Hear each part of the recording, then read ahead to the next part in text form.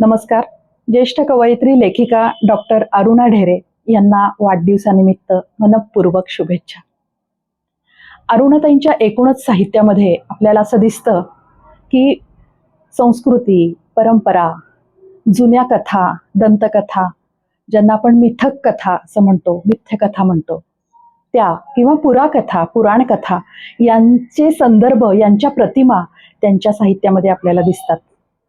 त्यांच्या पुस्तकांची नावं म्हणजे कविता संग्रहांची नावं सुद्धा बघितली तर यक्षरात्र, मंत्राक्षर, जावे जन्माकडे ह्याच्यातून सुद्धा त्या मिथकांचा संदर्भ आपल्याला दिसतो. जावे जन्माकडे या त्यांच्या संग्रहातल्या काही कविता आपण पाहूयात. या कवितेचं शीर्षक आहे प्रार्थना.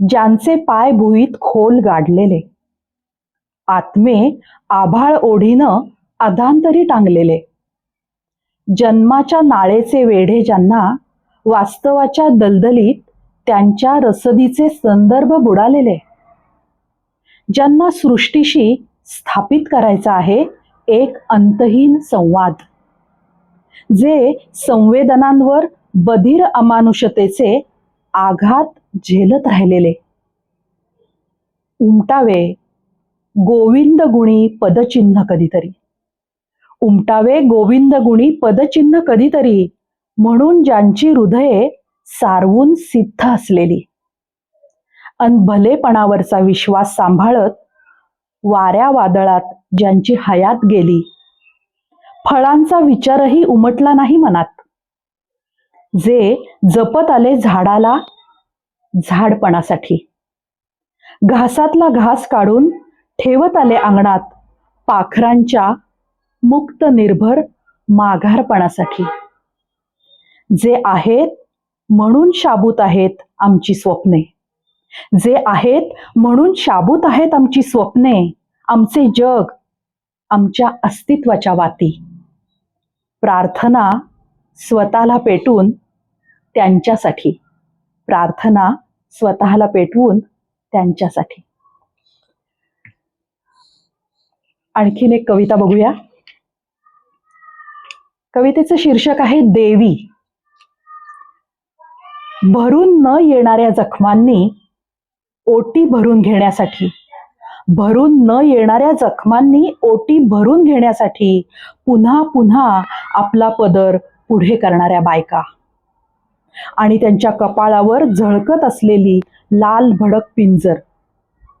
वाटते की महिषासुराच्या रक्ताने रंगलेला उचलावा माझा तोच तीक्ष्ण त्रिशूळ, आणि भेदून टाकावे यांच्या भाबड्या निष्ठांचे जन्म शरण कूळ. पण मग स्मरतात मला मंदिरालगत वाहणाऱ्या पाण्याने पोटात घेतलेली यांची सहिष्णू आयुष्ये, आणि यांचे उसळते कड जिरवताना तीर्थाची पार बदलून गेलेली चव. दिसतात यांचे चुलीत हाडे सारणारे अन सुखे रांधणारे मुके मुके जीव, आणि यांच्या अजाण बळावर सहज लयीत होणारे युगांचे संभव.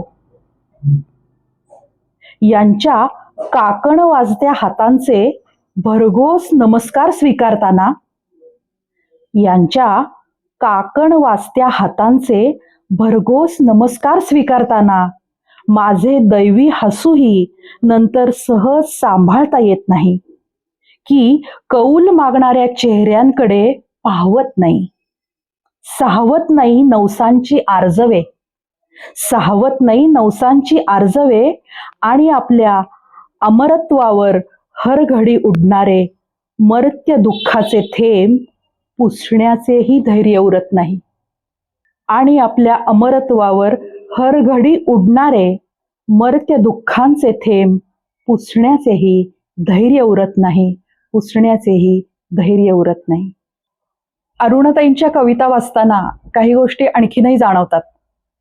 त्या म्हणजे त्यांच्या कवितेमधला अतिशय सौम्य आणि संयत असा सूर.